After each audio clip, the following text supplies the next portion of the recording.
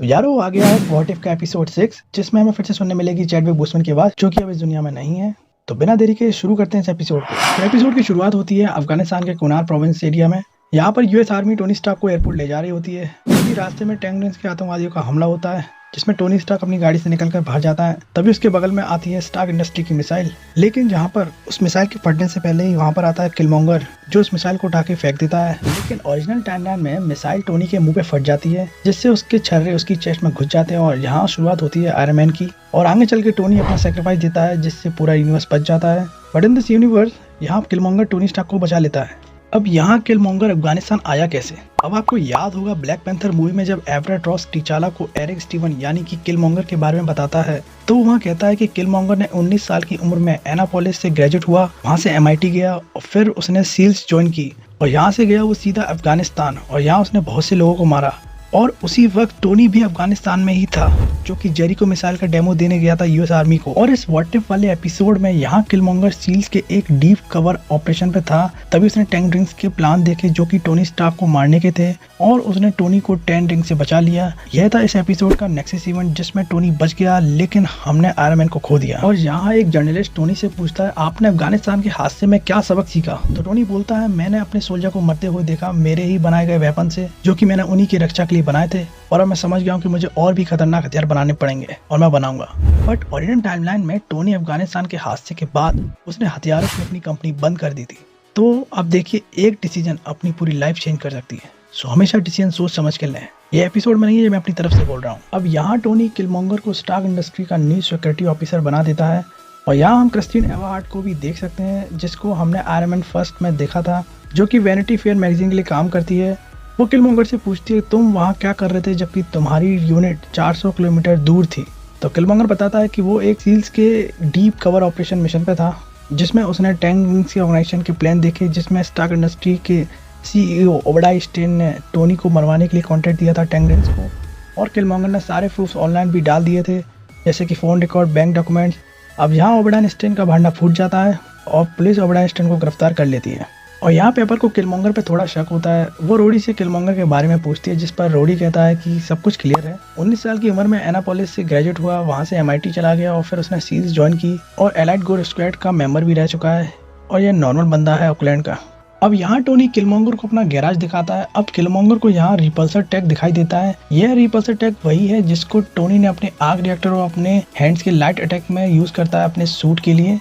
But इस universe में उस पर आयरन मैन का सूट ही नहीं है तो इसको वो सिर्फ ओनली जेरिको मिसाइल में यूज करता है। अब यहाँ किलमोंगर टोनी को अपना एक प्लान बताता है जिसमें वो फाइट करने वाले ड्रोन्स बनाने की बात करता है जिससे जंग में हम ये ड्रोन्स भेजकर इंसानों की लाइफ बचा सकते हैं। अब यहाँ टोनी के गैराज में जूट बॉक्स रखा है और इस जूट बॉक्स को हमने आयरन मैन फर्स्ट और आयरन मैन सेकंड में देखा है। यहाँ टोनी जार्विस के साथ मिलकर उस प्रोजेक्ट पे काम करता है जिस प्रोजेक्ट का नाम होता है लिबरेटर। अब यहाँ इन ड्रोन्स रोबोट्स के फाइटिंग स्टाइल मैनुअल किलमोंगर के मूव के साथ अटैच करते हैं जो कि करता है जार्विस। अब ये सारे ड्रोन्स रोबोट जार्विस ही कंट्रोल करेगा।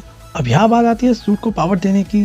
तो यहाँ पर टोनी के माइंड में आता है आर्क रिएक्टर का आइडिया लेकिन वो उसको बेकार समझ कर ड्रॉप कर देता है और ओरिजिनल यूनिवर्स में टोनी अपने सूट को आर्क रिएक्टर से ही पावर देता था। अब यहाँ किलमोंगर टोनी को वाइब्रेनियम का आइडिया देता है और टोनी कहता है कि उसके फादर ने पूरा वाइब्रेनियम यूज कर दिया वर्ल्ड वॉर के टाइम। अब यहाँ हम समझ जाते हैं कि बात हो रही है कैप्टन अमेरिका की जिसके पास शील्ड थी जो कि वाइब्रेनियम की थी और इस वक्त कैप्टन अमेरिका बर्फ के नीचे दबा है। किलमोंगर अपनी वाइब्रेनियम की रिंग टोनी को देता है। इस रिंग को हमने ब्लैक पैंथर मूवी में किलमोंगर को पहने हुए देखा था। कमिंग बैक टू स्टोरी, अब यहाँ जार्विस वाइब्रेनियम को जूम करके दिखाता है और ये सीन बिल्कुल सेम है जिसको हमने आयरन मैन 2 में देखा था जब टोनी अपने लिए आर्क रिएक्टर को अपग्रेड करता है। अब यहाँ टोनी किलमोंगर से पूछता है कि तुम्हें कहाँ से मिला? तो किलमोंगर कहता है कि यह पूरे जगह पे फैला हुआ है। तभी टोनी यूलियस क्लॉ से वाइब्रेनियम की डील की बात करता है। अब टोनी यूलियस क्लॉ को इसलिए जानता था क्योंकि पहले यूलियस क्लॉ ने टोनी से वेपन खरीदने की कोशिश की थी ब्लैक मार्केट में बेचने के लिए, जैसा कि हमने एज ऑफ अल्ट्रॉन में देखा था। अब यहाँ पेपर टोनी से कहती है कि स्टार्क इंडस्ट्री ब्लैक मार्केट में डील नहीं करती है तो वो जेम्स रोड को बेचते हैं डील के लिए। अब यहाँ सैल्वेज यार्ड दिखाया जाता है जो कि अफ्रीकन कोस्ट पे था जिसको हमने एवेंजर्स एज ऑफ अल्ट्रॉन में देखा था जब अल्ट्रॉन यूलियस क्लॉ से वाइब्रेनियम लेने जाता है। अब यहाँ रोडी किलमोंगर से रिसीवर से कनेक्ट था और वो सारी बातें सुन रहा था और कहीं ना कहीं वो आसपास ही था। अब यहाँ यूलियस क्लॉ रोडी को वाइब्रेनियम दिखाता है। तभी वहाँ पर ब्लैक पैंथर यानी कि टीचाला आता है और यूलियस क्लॉ के सारे आदमी को मार देता है और यूलियस क्लॉ वहीं पर छिप जाता है। अब ब्लैक पैंथर रोडी की गन छुड़ा लेता है और कहता है कि हमारी लड़ाई तुमसे नहीं है कर्नल, तभी पीछे से किलमोंगर आ जाता है, वो टिचाला को सोनिक टेजर से ही मार देता है। अब हमने ओबेडाइन स्टोन को सोनिक टेजर यूज़ करते हुए देखा है। पहली बार उसको हमने टैंक रिंग्स के टेररिस्ट लीडर राजा को पैरालाइज करते हुए देखा था और बाद में उसको मार दिया था। और दूसरी बार ओबेडाइन स्टार्क ने टोनी स्टार्क पे यूज़ किया था उसको पैरालाइज करने के लिए और उसका आग रिएक्टर निकाल लिया था। लेकिन टोनी टाइम पर अपना दूसरा आर्ट रिएक्टर लगा लेता है जिससे वो बच जाता है। और ये दोनों सीन हमने आयरन मैन की फर्स्ट मूवी में देख चुके हैं। कमिंग बैक टू स्टोरी, अब यहाँ किलमोंगर रोडी को भी मार देता है और सोनिक टेजर उसके हाथ में छोड़ देता है। अब तभी पीछे से यूलियस क्लॉ निकलता है और हमें पता चलता है कि यह सब किलमोंगर की प्लानिंग का एक हिस्सा था। अब यहाँ एक तरफ वकांडा ने अपना राजा खो दिया और दूसरी तरफ टोनी ने अपना एक दोस्त। अब यहाँ किलमोंगर टोनी के यहाँ आता है और डोरा मिलाजे का एक स्पीयर लेकर आता है जो कि बना है वाइब्रेनियम से, जो कि उसको यूलियस क्लॉ ने दिया था। अब यहाँ टोनी उसको जारविस की मदद से होलोग्राम दिखाता है जिसमें किलमोंगर साफ साफ दिखाई दे रहा है टीचाला और रोडी को मारते हुए। टोनी सारी डोर को लॉक कर देता है और अपना एक ड्रोन रोबोट एक्टिवेट करता है जो कि वाइब्रेनियम से बना है, जो कि उसने किलमोंगर की रिंग को पिघला के बनाया था। अब शुरू में किलमोंगर को उससे फाइट करने में दिक्कत होती है, लेकिन वो डोरा मिलाजे के स्पीयर की मदद से वो उसको तोड़ देता है और उसी स्पीयर से टोनी स्टार्क को भी मार देता है।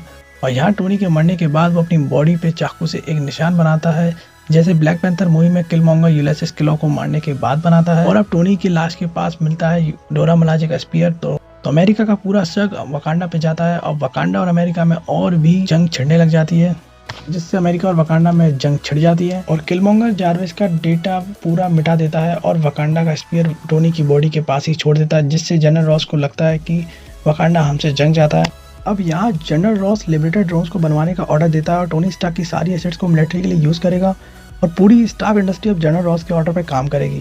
अब यहाँ किलमोंगर लिबरेटेड ड्रोन्स को बनवा कर रेडी कर लेता है, वकांडा की शरत पे ले जाता है और वहाँ पर अपने साथ यूलियस क्लॉ को भी ले जाता है और वहाँ यूलियस क्लॉ को मारकर वकांडा के लोगों को सौंप देता है। और ऐसा हमने किलमोंगर को ब्लैक पैंथर में भी करते हुए देखा है, क्योंकि यूलियस क्लॉ वकांडा के लिए मोस्ट वांटेड मैन था और वहाँ पर वो कहता है कि I am N'Jadaka son of prince of N'Jobu. ये सेम लाइन उसने ब्लैक पैंथर मूवी में भी कही थी। और यूलियस क्लॉ को वकांडा को सौंप कर उसने अपनी लॉयल्टी साबित करता है। अब यहाँ किलमोंगर की बात सब मान जाते हैं, लेकिन शूरी को कुछ ठीक नहीं लग रहा था। अब जनरल रॉस अपने सारे लिबरेटेड ड्रोन्स को वकांडा की शरत पे पहुंचा देते हैं और किलमोंगर कहता है कि शील्ड खोल दो, जैसे ही वो सारे अंदर आएंगे तो हम शील्ड बंद कर देंगे। इससे जारविस का सैटेलाइट अपलिंक इलेक्ट्रोमैग्नेटिक फील्ड की वजह से टूट जाएगा, सारे ड्रोन्स रोबोट ऑफलाइन हो जाएंगे। अब यहाँ जनरल रॉस सारे लिबरेटेड ड्रोन्स को ड्रोन कमांड सेंटर से कंट्रोल कर रहा है। अब सब प्लान की तरह ही होता है, सारे ड्रोन्स ऑफलाइन हो जाते हैं। अब यहाँ इन ड्रोन्स को वकांडा शील्ड के अंदर किलमोंगर कंट्रोल करता है और सबको ऑनलाइन कर देता है और नाम टोनी स्टार्क का लगाता है, कहता है कि उसने ही कोई बैकअप ट्रांसमीटर लगाया होगा जिससे ये सारे ड्रोन्स ऑनलाइन हो गए हैं। अब किलमोंगर और डोरा मिलाजे दोनों मिलकर सारे ड्रोन्स को मार देते हैं और सारे ड्रोन्स वकांडा में ही रह जाते हैं। इसकी वजह से बाहर की तरफ कोई भी वाइब्रेनियम नहीं बचता है और इस तरह जनरल रॉस पे कोई वाइब्रेनियम नहीं बचेगा और आगे चल के वो कोई रोबोट नहीं बना पाएगा। अब यहाँ टीचाला किलमोंगर को हर पिलाता है, जैसे कि ब्लैक पैंथर मूवी में टीचाला को पिलाया था।